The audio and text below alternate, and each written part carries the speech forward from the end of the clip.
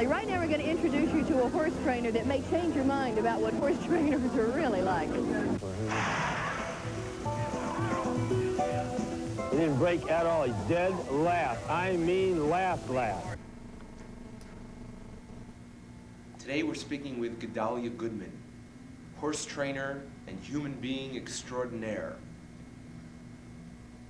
Gedalia's words will show exactly what I mean.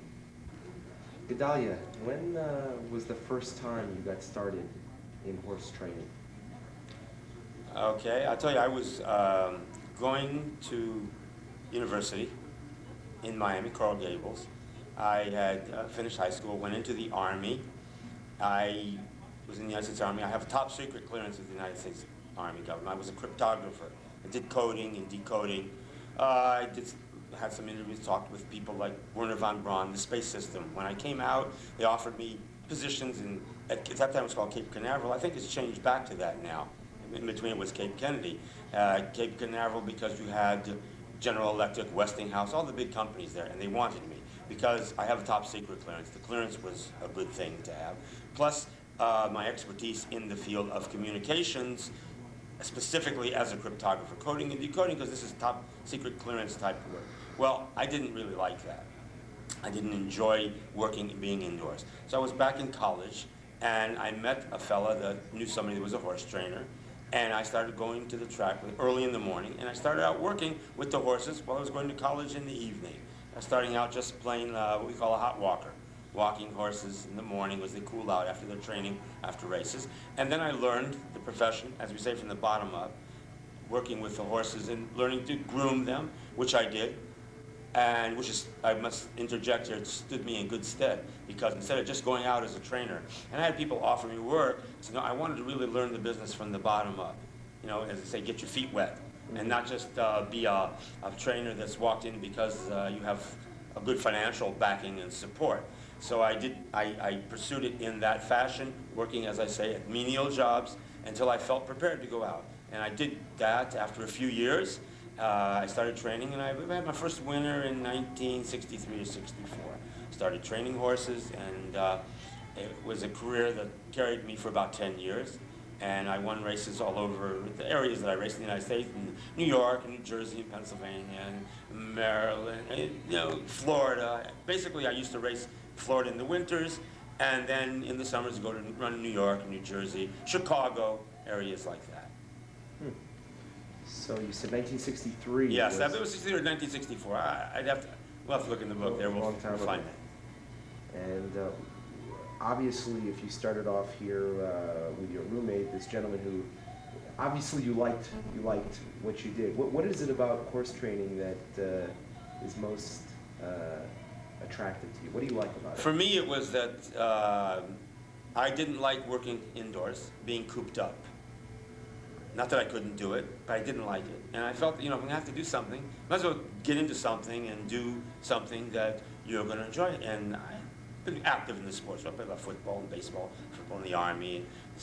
It was very active. Matter of fact, when I was in the Army, we were in a Ranger group battalion, which was even before the Green Berets. And did things like that.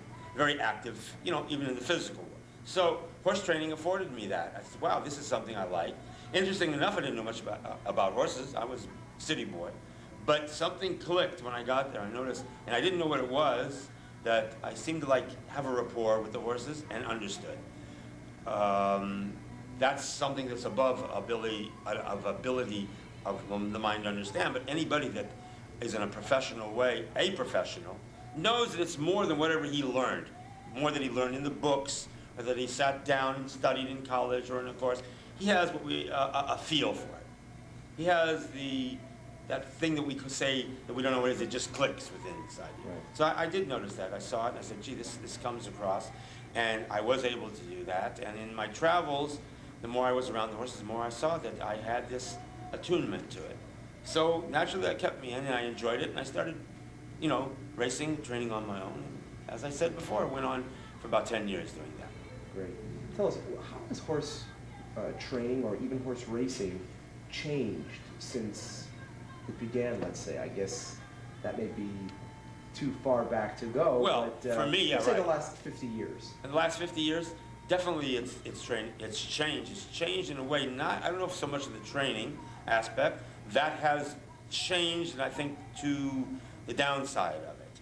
Why I say that is because the horsemen are not people that are as much adept at being around the animal itself. We have a lot of people that came into this business that didn't have that hands-on horse ability as a child, and don't really even have that feeling or ability, but they have the proper backing. They learn it, and they learn it as they come up, and they make the mistakes along the way, and then it's something you learn as you're going along. The one major difference is that back, you say 50 years ago, let's see, we're in the 40s, 50s, you couldn't go out and buy a good racehorse or even a well-bred thoroughbred racehorse. You couldn't get that. Why? Because they didn't sell them to you. It was a very high prestige business. In other words, the big farms that were racing at that time, they didn't sell their horses like you have at public auctions, which started, they maybe had them before, but they were really strong from the time of the late 60s and 70s, where it got to where anybody, any John Doe that made a little money, if he wanted, could get into the horse business. And to the extent that in those days they didn't even let out a horse that was well bred if it was improperly conformed, wasn't conform or born quickly, so they killed it. Sounds cruel. They kept it very much within themselves. This high echelon type group of people. As business changed and the world changed, we saw that happen. We saw people from many different facets and ways and walks of life go into something that you would say, well, impossible. How did this person get involved in that? We see the same thing in horse racing, as I say, in other businesses. And where do you see the future of horse training again, or racing? Okay, generally I would like to put it as in horse racing. Let's say horse racing itself. Everything we've seen in the world now, particularly the business world, and the world in general, has come into a, let's use the word, mass communication, mass media, mass business scene, okay?